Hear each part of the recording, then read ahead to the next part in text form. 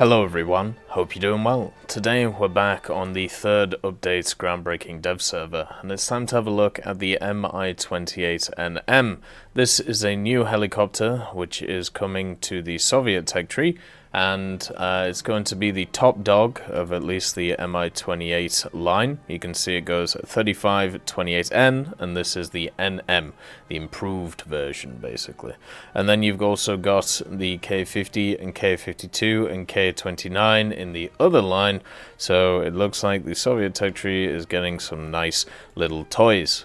One thing to note is this model isn't fully finished. As you can see here, these are the chrysanthemum missiles, the 123s. They are not fully there when it comes to visuals, but they do work. They're just not looking good. And then also the attackers, they look good, and so do the 23s. So the base of this Mi-28NM, it's got access to a 30mm 2A42, which is going to be incredibly good at cannoning stuff. And also at the same time, as we have a look at the X-ray, it's got the radar in the top, of course, it's got the transmission, it's got the engines, which are Klimov VK 2500Ps, and then also it has your gunner and your pilot. Now you can see with helicopters, especially the higher tiers, they have access to everything you would ever want in your life. So the turret has CCIP and CCRP, the cannon has CCIP, the rockets have CCIP, it has thermals as well, it also has optics, which are pretty good, from 3.7 to 73.7, and then the auto tracker for the IRST, the RWR, the MORE as well, which of course is the automatic warning system, the LWR, the radar warning system, and then also the SPI. So it has everything. I don't know how else to put it. This vehicle is nuts. Then it also, for some reason, has a radar over here. I think this is for something else, because on some of these loadouts there's like a box which appears, like a green box, and I'm just wondering if that is the radar itself. I'm guessing it's not fully modeled yet when it comes to it. You can see the stats for the 30mm there, 250 rounds of ammo, and also 546 rounds per minute of fire rate, which is pretty nice. But overall, it's looking like a pretty nice vehicle. And when it comes to its modifications, it's pretty standard. You know, as I said, thermals, the gun pods, the attackers, and the chrysanthema. Then also you've got the S-13 rockets, and then the Iglas, and the MORE system as well, which of course is the missile approach warning system. So it's the one which means that you fire your flares off, by itself, and also it does have 128 of them, so it can just keep throwing them off over and over and over again. And when you ever lock onto a helicopter and fire a missile at it in ground, yeah, so the system that it has, which fires the countermeasures, is basically the reason why. So most people, I mean, at least for me, when I have dabblings in the top tier stuff, I don't even use like the countermeasures buttons because they do it automatically. But you can see how it works. It's the same as the other Mi-28. I think it's actually exactly the same system. I don't think that is improved at all over the other one, but it's still going to be a fantastic helicopter for this little area. When it comes to its secondaries, which are very important, it has attackers, it has Iglas, it also has S-130Fs, plus S-8KOs. It also gets access to some gun pods, some 23mm ones if you want to bring them along, and also the chrysanthema missiles that we talked about before. So the attackers, which are probably the one that you're going to use, are the Saklos guided ones. They have a firing range of 6 kilometers, explosive mass of 2.82 kgs, and 800, 693, 400 across the board when it comes to armor penetration. When it comes to the chrysanthemum actually has more penetration, so 1200, 1039, and 600.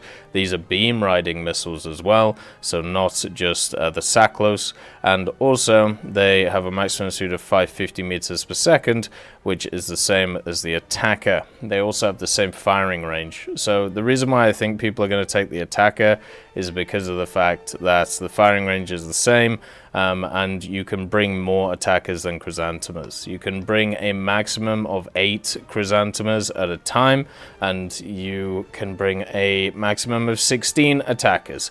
So that's pretty much why I think that's the case. I might be completely wrong in this. Maybe people will favor the chrysanthemum, but you know, that's left up to, I suppose, the specific individuals. For me, when it comes to both the types of missiles, they have quite a small area where you can actually hit targets from, so that's a little bit annoying. But obviously, with the range that they have, and also the fact that they have access to the thermals, you know, it isn't too much of an issue. You can see here, like, if we want to shoot this target, we can lock onto it, and then we just line up the helicopter with it once it's coming around, and bang, we'll just fire off the missile, and it'll hit the ADATs while it auto tracks. Pretty simple as that. And as I said before, like, when it comes to these machines, like when it comes to these helicopters, they're super simple to play, they're very easy to play, and nowadays they've got even easier, really. Like, it's pretty much just look for target, lock on, and then bing bang bong, easy peasy, right? Like, it's kind of as simple as that. You've just got to be a little bit careful from forces which are attacking, but as I said, like, the actual limit, or the actual, you know, missiles themselves, you got to be a little bit careful, because lining them up can be a little bit annoying with the chrysanthemum and also the Attacker. But the further you get from targets, the easier you get, and also the more experience you get with them. The Iglas are obviously really nice. They are really beautiful. They're really beautiful missiles. They're on a lot of top tier stuff. They have the all aspect lock of 6 kilometers, which means that you can lock stuff from 6 kilometers away, any way, shape or form. The helicopters in the game have actually got the best missiles in game, even though, you know, people don't realize or don't remember. You know, for years now, people have talked about all aspect missiles, but they've been here this whole time. They just didn't know about them. It's just how it is. So yeah, my rocket button is the same as my missile button right now, so dev server controls are kind of screwed up, but it's all good. But you can see there how deadly the Iglas are, and then when it comes to the Attacker, there's the gun, by the way, beautiful gun. If we just switch here, you can see that the Attacker also has a nicer square compared to the chrysanthemum, so it'll be easier to be able to get lays on targets and be a lot more effective. So that's why I think most people will pick this missile over the other one. It also has the really fun rockets. Obviously they got nerfed, which is probably a good nerf. Let's just see. It's out of tracking range. Oh, there we go. Whoop! And of course, when it comes to these ones as well, you can just have the gun go ham while you just wander around, which is one of my favorite things about this. Of course, the missiles as well.